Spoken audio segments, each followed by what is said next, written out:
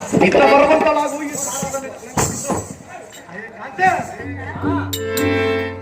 ಆ ಕೀಟಕನಿಂದ ಎಷ್ಟು ನೊಂದಿರಬೇಕೆಂಬ ಭಾವನೆ ಸೋತವನು ಧೈರ್ಯವಂತನು.